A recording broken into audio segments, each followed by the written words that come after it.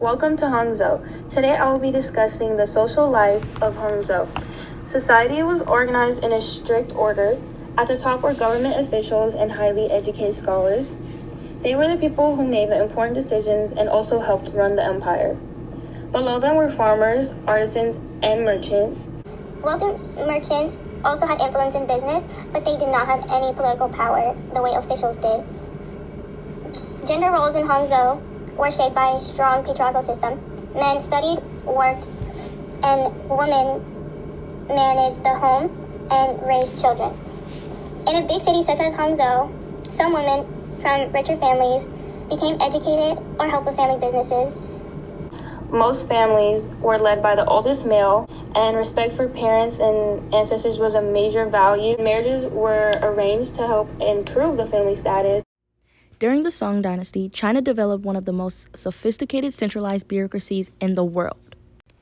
Taking place between 1200 to 1450, the government maintained its authority through a highly organized civil service system. It is a system that relied on merit-based exams. These exams were designed to ensure that officials were chosen for their knowledge and abilities, though the emperor did have the final say, and the power stayed within the hereditary line of Tazou, the dynasty's founder. During the Southern Song period, the political center shifted south, and the capital became the main hub of government. Though there's always a downside. Hopefully that doesn't stop you from visiting Hangzhou.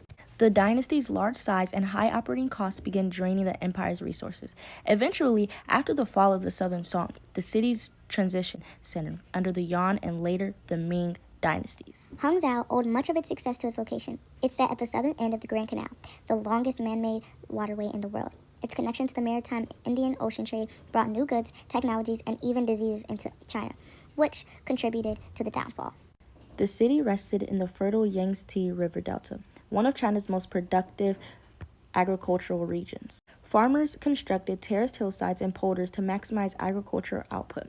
Access to major waterways allowed goods, people, and ideas to flow easily. The main religions are Buddhism, Confucianism, and Taoism. They all played a part in influencing the city's values as well as everyday life. Buddhism contributed to temples, art, and poetry. Confucianism shaped education, social order, as well as government. And Taoism influenced medicine, beliefs, and also practices. Hangzhou, becoming the capital of the Southern Song Dynasty, the last stronghold of Chinese culture and government after northern lands fell to invaders. When the Mongols conquered China in 1276, Hangzhou transitioned from the royal capital to an important non-urban center under the Yuan dynasty. The colossal waterways links Hangzhou to Beijing and to markets and farms throughout China. The Silk Road treasured journey west, connecting Hangzhou to Persia, Arabia, and even Europe. Across the seas, junk boats helped with ocean trade. And in the fields surrounding the city, a simple seed changes everything. Champa rice. The adoption of champa rice, a drought-resistant strain from Vietnam, allows 2 or even 3 harvests per year. This agricultural revolution feeds swelling populations. Hangzhou has some of the most influential inventions, such as paper money, printing, the compass, and production of silk. Welcome, travelers from across the world. Are you searching for a city where the streets buzz with trade and markets burst with color, and the air carries the sweet scent of opportunity? Then go ahead and park your caravans, load your ships, and point your compass towards Hangzhou, the jewel of the Southern Song and beyond. The place to be when you're looking for prosperity and beauty. From fine silks to fragrant teas, our markets offer the best goods in all of China. Bring silver, copper. Our traders welcome all. Located at the southern end of the Grand Canal, Hangzhou is your gateway to one of the greatest trading networks on earth. Watch as boats glide into our bustling harbors, carrying silk, porcelain, spices, wood, precious stones. If you can name it, someone here is selling it.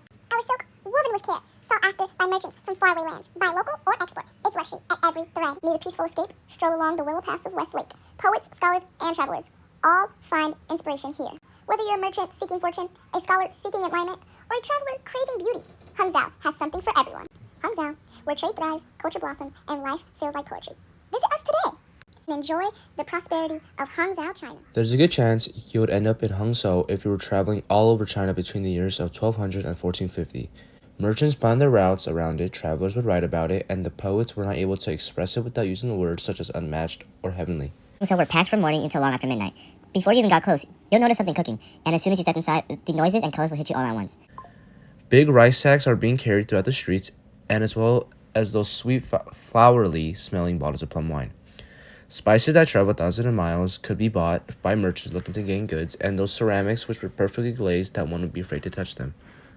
Where travelers would stay. Hangzhou had a large reputation for treating their travelers well. People were constantly coming in and out, such as officials, monks, merchants, and families. This means that the city was built off a whole system of places to rest. These posts were post stations where you can get a meal, bed, and a place to stable your animals, tea houses, and simple inns that would usually reside near the canals or city gates, and if you had a bit more money, merchant guest houses. Dangers and defenses. But of course, medieval travel wasn't exactly safe or easy. You had to be alert. Outside the city's biggest threats Were bandits that would be hiding along the forest paths, river pirates that would be waiting for you, and your unprotected cargo boat. but Hangzhou had a thing to protect their visitors, such as thick walls surrounding the urban center, gate guards who controlled the entrances and exits, soldiers in the barracks near the gates and West Lake, and naval patrols watching the Grand Canals. Most residents were Han Chinese who shaped the city's traditions, foods, and everyday life. But Hangzhou always attracted foreigners.